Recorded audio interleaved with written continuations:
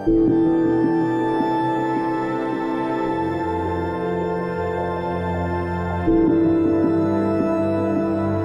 there, Genso here. This is my Devil May Cry 5 Dante Must Die mode S-Rank walkthrough.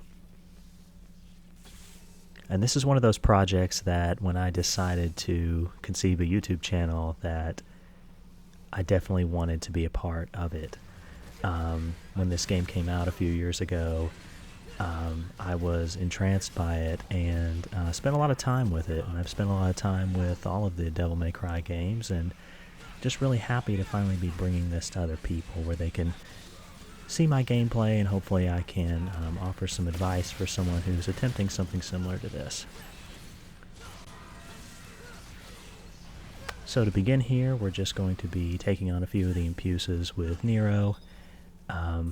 What you want to do with Nero is focus on trying to master the revs. And mastering the revs, guys, can be a tall task on its own. But I think a lot of new players kind of get intimidated by trying to press two buttons at once. You know, you press the attack button and then to do the revs, and this is kind of a layman's version of it, but you would want to press the left trigger, that's the default button, shortly after the attack in order to initiate the rev. And what the revving is going to do, guys, is it's going to take your attacks to the next level. It's going to cause more damage. It's going to cause more stun on bigger enemies like this Queen Impusa here. And it's going to make Nero's gameplay a lot more fun and a lot more interesting because of the diversity and changing of the moveset that occurs when you have the charge. So what a lot of top players are going to tell you is that manually revving is not a good idea. But if you're a new player and you need to do some manual revving, go ahead and do that. What this guide is not going to be is it's not going to be for new players, but I think it's going to be a good place for new players to start. I'm not the best Devil May Cry player.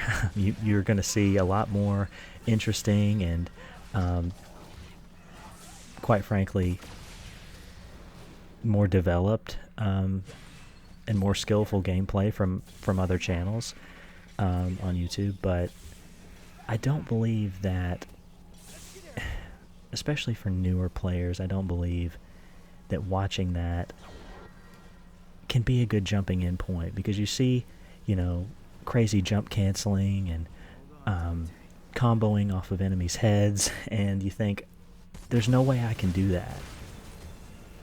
And so I think a lot of people just get kind of disenfranchised and never want to try.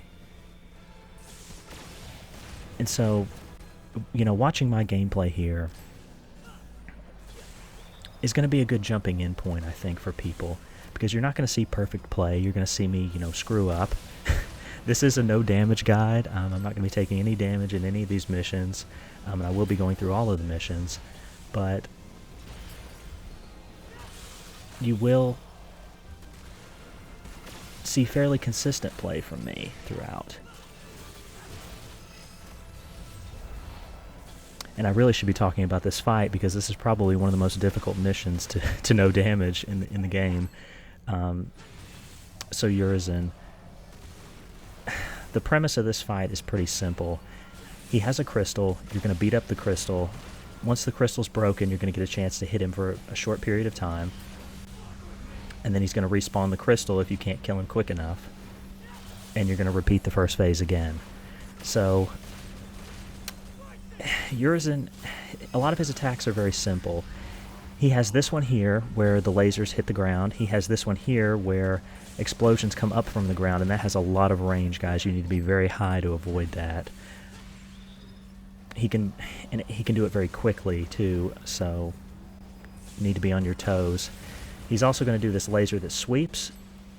Sometimes he's going to summon a second one, and when he does this, usually he's going to summon fireballs. And what I like to do is use Gabera to knock these back. And what you'll see me doing here is after Gabera, I'm going to be activating Devil Trigger, and that's because the Devil Trigger is going to allow me some iframes. Occasionally, and this is very mean, he will summon both fireballs, one following the other, and the second one will hit you out of the Gabera attack. and you'll have to repeat the mission if you're going for no damage like me. So to avoid this, I was just activating Devil Trigger. So you see here I've broken the crystal, and what I like to do is try to break Buster Arms on him. And if you're newer and you're not aware, if you charge the breaker arms up to a point where they glow on your arm, and then activate them, they will do a special attack. And the Buster Breaker there does a more powerful version of the grab that does a lot of damage very quickly. So you're going to see me doing that to try to whittle his life bar down. So he's going to activate his Devil Trigger now. And I'm going to go back into the first phase moveset of just kind of doing what I can and making sure I'm charging my gun. You're always going to want to be charging your gun with Nero, guys. The default button for Nero to be using his gun is going to be on one of the face buttons. I believe it's on the X or the square button.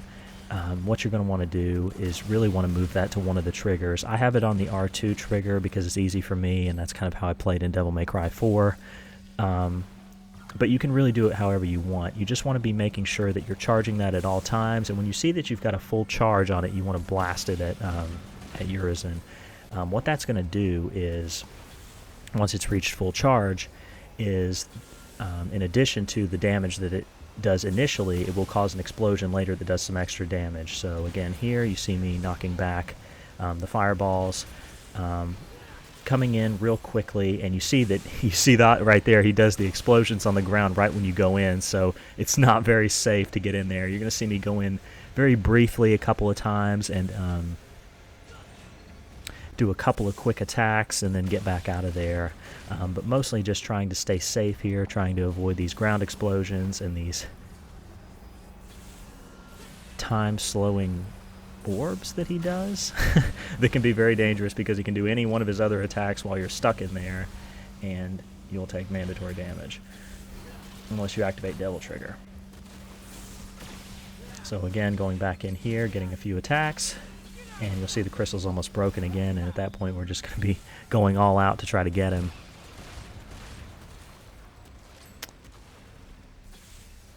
But yeah, this fight does become very recurrent, and you know, if you're able to do this, then when you see this fight again in Mission 8, it's not going to be too much of an issue for you.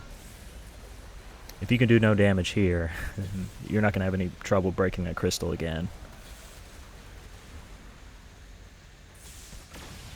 But this guide really isn't intended to be a supreme display of skill. I mean, like I said, there's ways to one-cycle this fight, so it's not like, you know, I'm doing this, you know, any more interestingly or any quicker or more skillfully than some players have done it. You know, some people will probably look at this and just, you know, instantly want to turn the video off because it's not supreme display of skill, which is what, you know, some players are interested in, which is fine.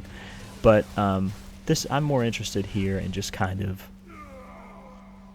allowing players who haven't done this before a jumping in point, and you know, seeing me, these are my first attempts of these levels at no damage. I have done these levels extensively with S ranks, but these are my first attempts with no damage. So there you go, guys, S rank. I'm looking forward to this video series, and I'll see you next time.